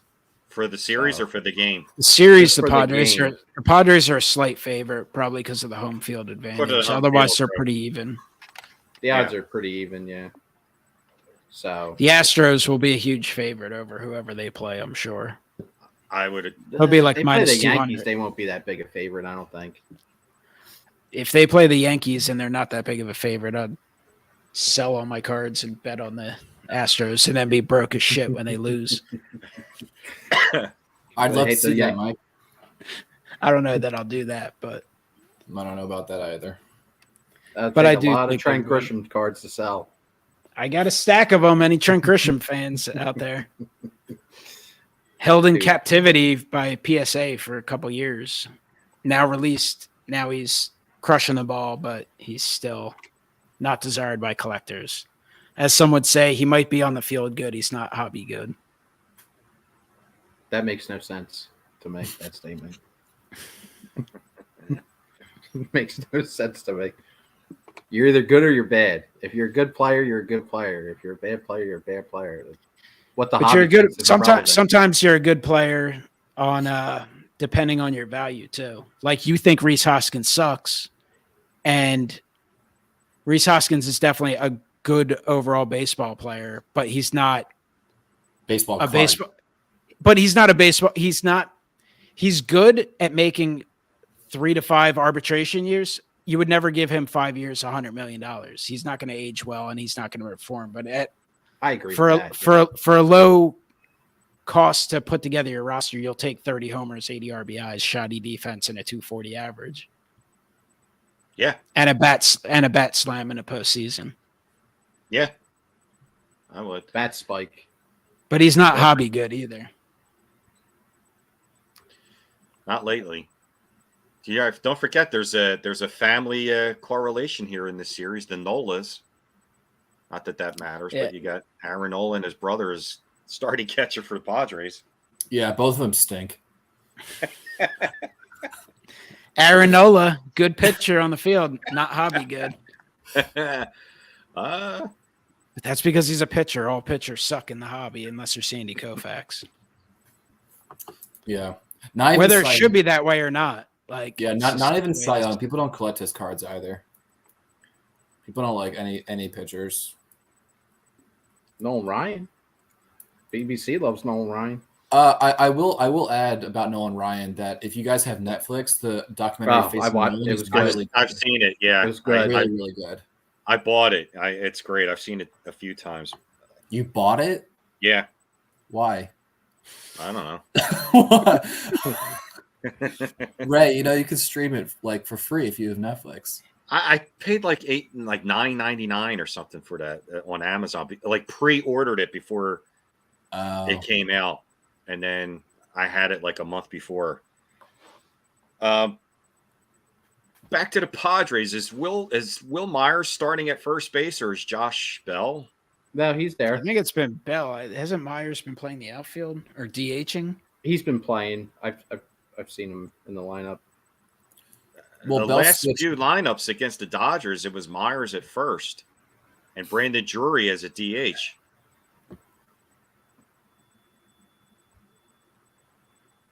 I guess it depends if it's a lefty-righty kind of thing. They have a lot of good bench guys. They have a pretty stacked lineup, honestly. Because remember, they had Hosmer and they got rid of him. Right. Yeah, it's the lineup's good, man. Jake Cronenworth, Soto, Machado, Drury, Myers, Josh I think it's Bell. kind of hilarious that like Hosmer was the guy the Padres brought in, and it was like the new Padres. He's gonna like lead the charge, and then when like the big moves come, goodbye. Yeah. I'm just like, this guy, man. I mean, thank God he's got like his Gold Gloves in his World Series with the Royals, although it's against my Mets. But if I were him, I wouldn't be all too happy. Yeah, and they tried to send his ass to Washington. He was like, "No, you're not doing that." No. He at least got to go to Boston. Yeah, well. By the way, remember, focusing back to that about that trade. Remember when like social media was kind of like outraged at Juan Soto rejecting the Nationals' offer? Like, how could you turn down that money? Oh, how do you not want to stay with that team? You're going to be the most paid, most expensive player in baseball history. How can you turn that down? Dude wants to win. I mean, at the end of the day, and look where he's at now. He's in the NLCS again. Like, and what did Washington do? Like, dude, Mike's shaking. The Phillies played Washington because every time Ed tries to convince everyone that he's not pro Soto, like he just finds a way to. The Phillies played Soto. Washington Mike's at the like, end of the season, and God. it was embarrassing how bad Washington was. They didn't even try against the Phillies. We need to have like a live look-in cam on Ed when he's watching Phillies and Padres games. Soto doubles down the line. Yes. Soto gets a home run. He's like, he's got a Soto jersey on. like a little like quiet like cheer, right? Golf Or clap. he like gets out and he's like, no. Well, I'm going to be going to the game on. I'm going to home game 2, which will be Saturday. Which will be Saturday. Cool. That's game 4 in the series. Are you gonna wear your Soto jersey? Fuck no. Yeah, it's just because he doesn't want to get shit pelted at him. But I'll be curious to see if there's any Padre fans there because actually there will be some. I've seen some at like regular Did you go to season the games. game? Did you go to the game with me, Mike? Or was that the Rangers game? I know we went to. We went to a game. Rangers game this year. I went to one where they played the Padres actually, and there was quite a number of Padre fans there. But they were like visiting. They travel decently. Yeah. Those fans travel decently. That's horse shit, Don. You're gonna be wearing your Soto jersey underneath your Philly stuff, so you'll be repping both, and it's fine, man. We know, but you're gonna get Soto's gonna do something. You'll get your Tops Now card. You'll show it off. It'll be like in the background next to like your little, Gandalf stand guy. It'll be fine. Don't worry about it. We all know already. It's fine. And our one group chat that we have, like everyone's been ragging on me because Soto Since like April. Because Soto hasn't really been doing too hot hasn't been doing too hot recently, and I'm like, listen, like Aaron Rodgers, relax. Like he's going to put the dagger in eventually, and you just don't want it now. Fuck, man! In that Dodgers game, lo and behold, I hope he performs like Aaron put Rodgers in the playoffs. That'd be amazing. Wow, the dude's he just terrified. Like as a Phillies fan going up against him, I'm just like absolutely fucking terrified. I don't know. It feels different this postseason. Like 2019, you couldn't get him out. It feels different this year. Like he's striking out more. He's like making soft contact more. He's not like, I get like his reputation is like excellent, but this year and this adjustment to San Diego has been different. I think he will be back to the same Juan Soto next year. I mean, you even see like Josh Bell. Like Josh Bell's not having a good year with the Padres since he was traded. So I think it will. I don't know. Yeah. It just comes down to those do or die moments. Like his stats in elimination games are ridiculous. I think he's like batting over 600 in like elimination games. So like it's just the analytics guys or the stats guys or the Fangraph guys, they like they'll laugh at you because you're talking about the intangibles. You're talking about something that you can't quantify with a number, but like when the big stage is there, that's why like when the Phillies are facing him, like don't give him that opportunity. Like if you have to face Machado, and I know Ray and Mike will be like, "You're crazy. Machado's the way hotter hitter. Why would you want to face Machado?" Like Machado doesn't have that type of track record in the playoffs. I'd rather just roll the dice and go against him than go against Soto. Again, every situation is going to be different, but if it's a key situation and there's a runner on third base and there's 2 outs and Juan Soto's at the dish and you're only up by 1 run, fucking walk Juan Soto. I'd rather face Manny Machado. Depends. Yikes. Unless and it's a put the go-ahead left-handed run pitcher. on. That's a yikes. I don't know about that. They're not going to do that. Obviously, they're not going to do that. I mean, because like you said, Brian, I mean, the numbers won't support it. No analytics are going to back that up. But I don't know. I guess it's an irrational fear. Just throw the first pitch he's up. Just throw one up and in. Then they do that to Harper. Blake Snell style. And he's not, for what it's worth, he's not shuffling the same this postseason that he was in prior postseasons in 2019, for example. He's not grabbing his nuts enough. He's not shuffling. He's probably upset. He's probably upset his cards aren't worth as much as they were back in 2019. That's what I think it is. The hobby's down on the hobby's Soto. down, and so is Soto. So Soto is down because the hobby's down. Yeah. He's sad boy. I think Ed's wearing his Soto jersey right now. Actually, Got my Philly shirt on. Like Carlos Ruiz. Yeah. Is it Brett Myers? No, Carlos Ruiz. Carlos Ruiz. Chooch. See, man, I'm the only non-Philly guy here, so sometimes it takes me a minute. But a Brett Myers jersey would be impressive. It might be the only one that is in existence. I have a Chris Coast one that's one of my favorite ones to wear. That's like a really obscure one. But I love Chris Coast is my guy, so gotta rock that out and be the only one that says Bank Park wearing that. Are you a Chris Coast super collector? Do you have all 6 cards that were ever produced of him? I probably do somewhere. Hey, there it is. There's this book. Dude, he was a masher, Chris Coast. He's like a 300 hitter. Wasn't he like 31 years old? 33. He was 33. 33, man. Say you just held the book up. 33, man. What was he? As soon as I'm putting the book back, I'm like, 35? wasn't he 31? Oh, no, 33. I see it on the spine. I read that book 33 years ago. So. Oh, yeah. Chris Coast actually threw me a batting practice ball in spring training once. Yeah, he threw a knuckleball at me, which was pretty fun. Was He was like, I was asking for the ball. He's like, if I throw it to you, is it going to hit you in the face? And I'm like, no. And he threw it to me and I caught it. Would have been embarrassing if it bounced off your hand and clocked you right in the eyes.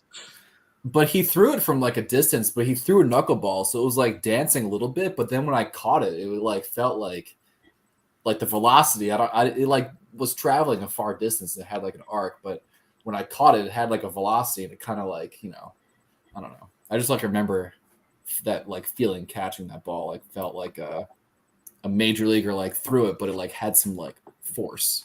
Yeah. I don't know. Whatever. Anyway. So Chris Coast. If Blake Snell pitches game 2, the media is going to beef up the story with him and Harper because he was. They'll probably pitch him in game. I mean, they've been throwing him in game 2 anyway, but I feel like that's a situation. Regardless, they would try and get him in the game 2. I don't think they would want him pitching in Philadelphia because that would. There'd be some crazy chance. Yeah. What happened between him and Harper? He's the one who broke Harper's thumb. Oh, right. So, game 2, that's going to be talked about a lot. You're going to see a lot of flashbacks to that game. They'll probably give him the welcome if he comes in Philadelphia. It'll be like the Green Mile Where like dead man walk in, or like be banging pots and pans. Dead man walking here, dead man walking. Dude, the fans at the stadium were absolutely insane. Like I've been to my share of Phillies playoffs games, but I don't know if it's because it's been a decade, but those fans were batshit crazy. People were showing decibel ratings. It was loud. It was breaking insane. Ordinance laws or something like that in the area. It was insane. So the question is, Ed, as a Juan Soto fan, were you intimidated being at Citizens Bank Park in that situation, in that environment? Poor Ed, man. He's just but you see, like that type of atmosphere will rattle a lot of players. It certainly rattled Spencer Strider. Like that totally got in his head, I feel like. But his stupid fucking mustache. I hate that was it. Yeah.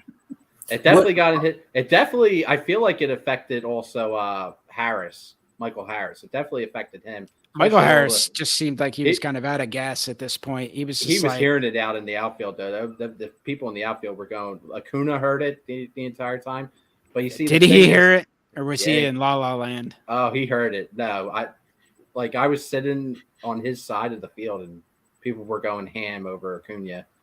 But I think Juan Soto's mental makeup, again, this is going to make me sound like a huge homer of the guy, but his mental makeup, man, like, I don't think that's going to affect him at all. In fact, I think that'll motivate him.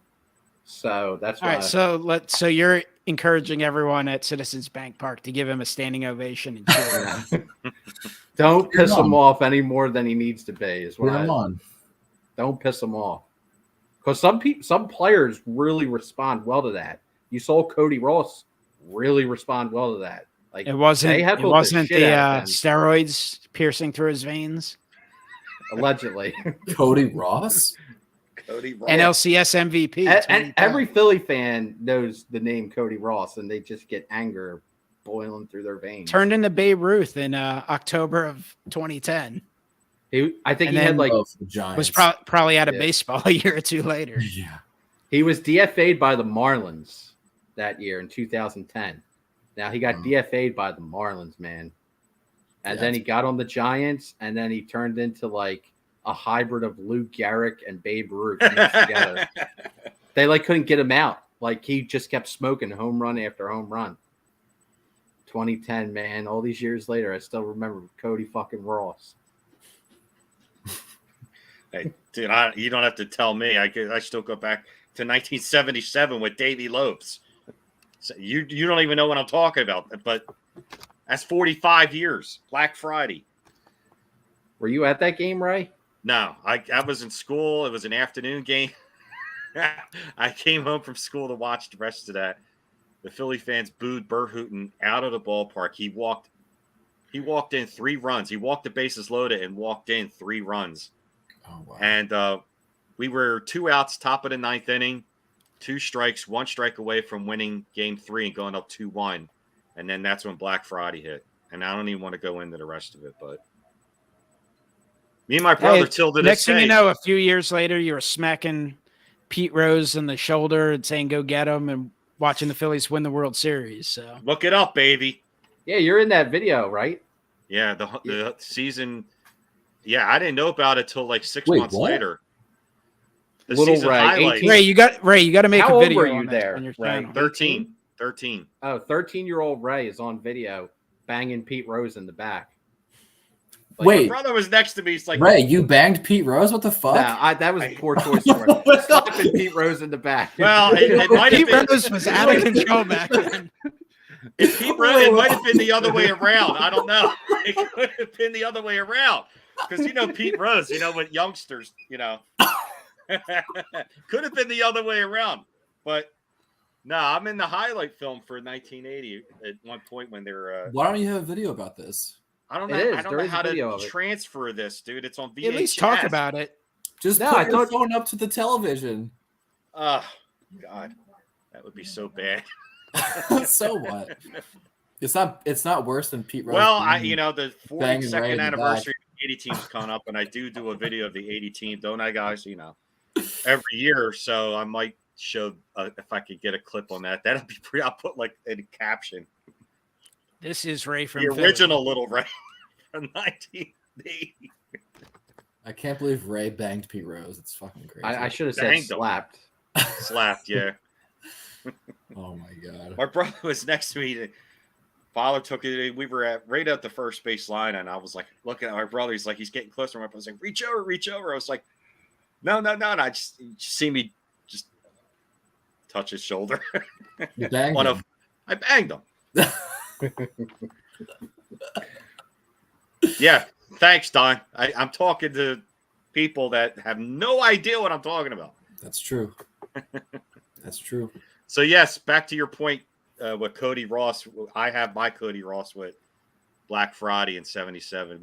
My brother will watch the '80 highlights World Series and the '77. We get still pissed off of Black Friday, and we like, we made up for it 3 years later, but we can't watch the highlights of that game. It's like brutal. Oh, I totally understand that though. Like I've told Mike this plenty of times, but in 2010, like when the Phillies lost to the Giants, I did not. That was the only time I didn't watch the World Series. I was done after that. I'm like, I'm not watching the World Series. I'm out. And that was the only year I did not watch the World Series. Was 2010. I was just like, I'm not watching this. The Giants are going to wind up winning. I'm done. Yeah.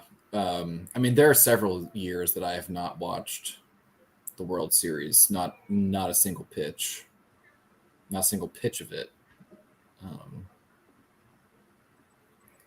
Because I think it's hard to like watch other teams like play when your team is out. Like I was watching the Mariners game against the Astros. I guess that was on Saturday, and a buddy of mine and my girlfriend's was in from Seattle, and we were watching the game. I wanted the Mariners to win, but like when watching the game, we watched maybe like the last 9 innings or whatever it was, something crazy. I didn't like feel invested and excited in watching that game because I didn't give a crap. Like these two teams are not on my radar. I would have loved the Mariners to win because I hate Houston, but like I didn't really care that much that they lost. So I don't know. But Rob's cards in 2015, Alcides Escobar hit a inside the park home run on the first at bat of the World Series and set the fucking tone for that entire series. That was fucking brutal. That's what makes the playoffs great. That was a shorter series, wasn't it? Didn't it only went like 5 games, didn't it? 5 games.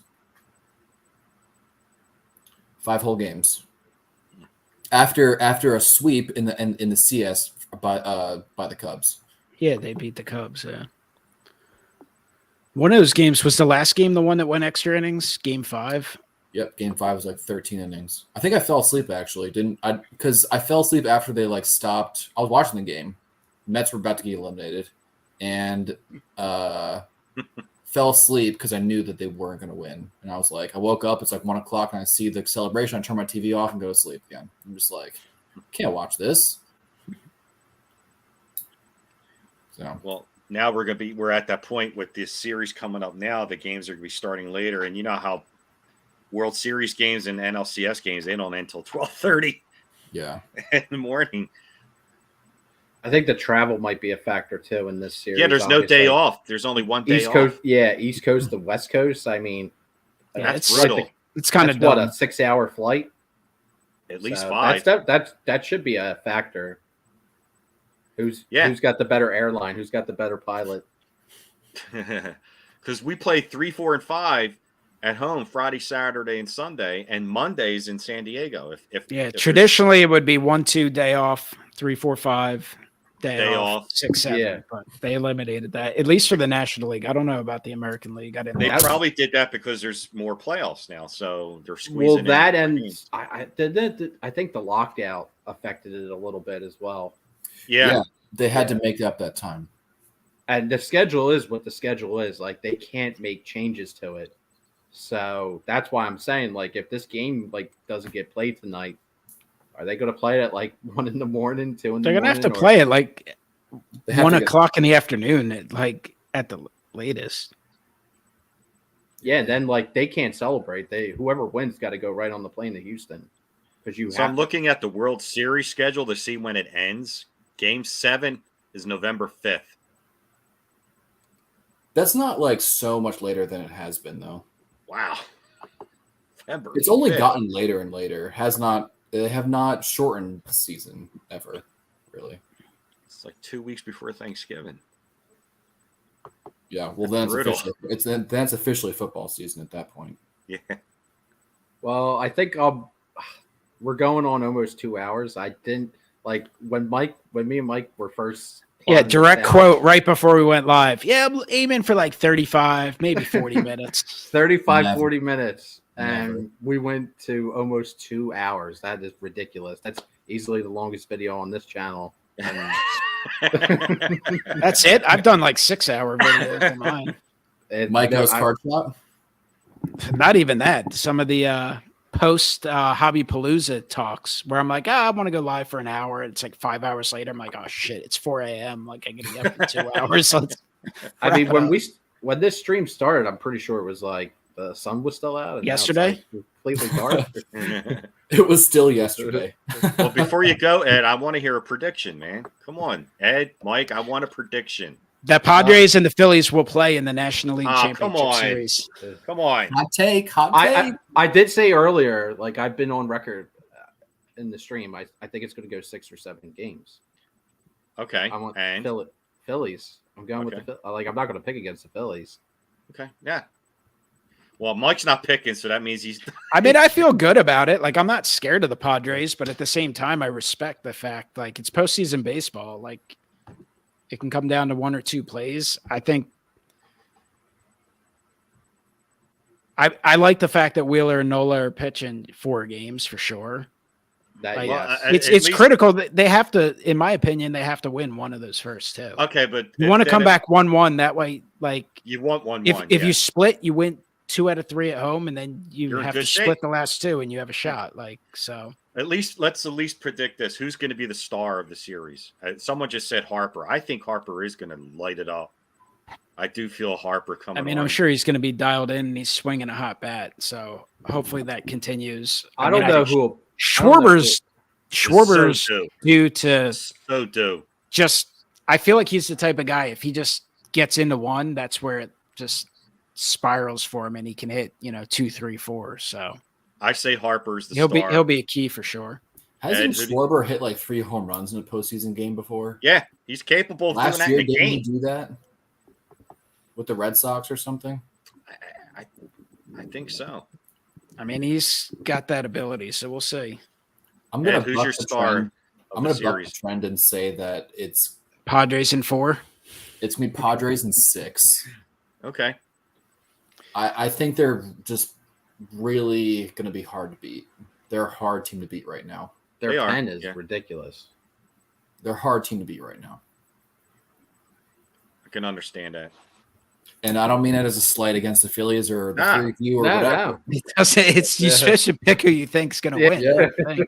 You're not going to get lynched for And I know Ed was gracious enough to bring this Mets fan onto his Phillies.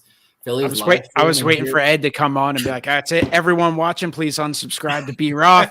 Please block him. Please dislike every one of his existing videos. but I won't know if they dislike me anyway because they took away. Yeah, they their don't feedback. tell you anymore. They don't tell me anymore. So, Brian, who's the star Padre for the series then? Who's the guy that's going to be the MVP? Musgrove. Okay. Yeah, he's been dealing. Hot sauce ears. 2 wins. Someone said that was baby oil. That's why they couldn't feel it because it dries up, but it still stays. Well, who knows? But anyway, Ed, Yeah. who's your MVP for the Phils? It's tough because they've been getting a lot of contributions from like Ed pretty loves the much- kids. Yeah, I've Stott? always no. Yeah, maybe Reese Hoskins will have a really big one. What? Come on. Oh my goodness. Ed's really- been killing that guy for Really like big years. league. Really? I'm even shocked at that. I was like, what? That's a deep cut. Ed was billing him in Game 3. He That's very he was ready to cash. That's why Hoskins slammed the bat. Everyone thinks it was because he was fired up because he homered. He heard Ed in the upper deck and slammed it and said, "Shut the hell up, Wesker." No, honest to Sick of God, your and shit." I'll fully admit this. When Hoskins came up in that situation, I was yelling for him to bunt because there was no outs. There was one out or there was no outs. I forget. And there was runners on what, first and second. I was like, just bunt him over for JT. And then the first pitch, bomb. He hit a moonshot right to the outfield.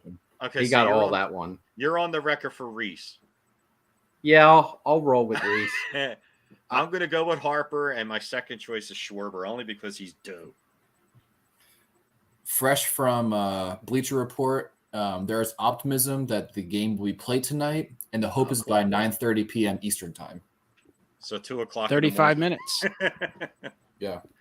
I'll set the alarm and wake up. Dudes, this was really fun. Thanks for letting this Mets fan on, this sad Mets fan. Well, you're going to get Aaron Judge, so. I don't think so. I almost don't even want him. I can understand that. I can. My brother does. Speaking of booing, you were talking about booing Reese Hoskins. Dude, Aaron Judge goes over 4, and Yankee fans are crescendo of boos on him. I'm like, dude, he hit 62 homers this year. I'll be booing a lot louder when he comes to Yankee Stadium in a Red Sox uniform next year. Oh, man. Could you imagine that? It will be an interesting offseason. We'll see. He could easily end up back with the Yankees, but it's never a guarantee. This is going to be the most interesting offseason since we got Harper about 4 years ago. This is loaded, too. Loaded with a lot DeGrom, Carlos Rodon. There's a lot of. Do you want DeGrom back, Brian? I would. At like $40 million for 3 or 4 years, whatever he's going to get. Maybe like $50 million. Wow. Even worse. He wants a lot of money. I mean, we've had him. $43 million for Scherzer didn't really work out well in the postseason. I mean, he was good in the regular season, but yeah. I mean, it's 2 years in a row where he kind of fell apart in the postseason. Yeah. Can you imagine if Aaron Judge goes to the Pirates? Well, I don't. The only way that's happening is if someone's playing one of those video games, MLB The Show, and trading for him. The reason why Pirates or the Pittsburgh Pirates? Which Pirates are you talking about? Pittsburgh. Oh. I'm kidding. The reason why I don't want Judge is because he's going to cost a lot. He's 31. It's going to be and he's 31. Bad contract in the future. It's a really bad contract. Could be injury prone. And to replace Judge's production will be easier and more cost effective than replacing a DeGrom, because replacing pitchers is extremely difficult. Yep. Oh man, Don with that. Yeah, Don. If Ed was Clemente's that's pretty coming dark. back. God, that's dark. Jesus Christ. Don went there. Oh, sadly, he might not be wrong. They might have fined him in Puerto Rico sometime. I don't know.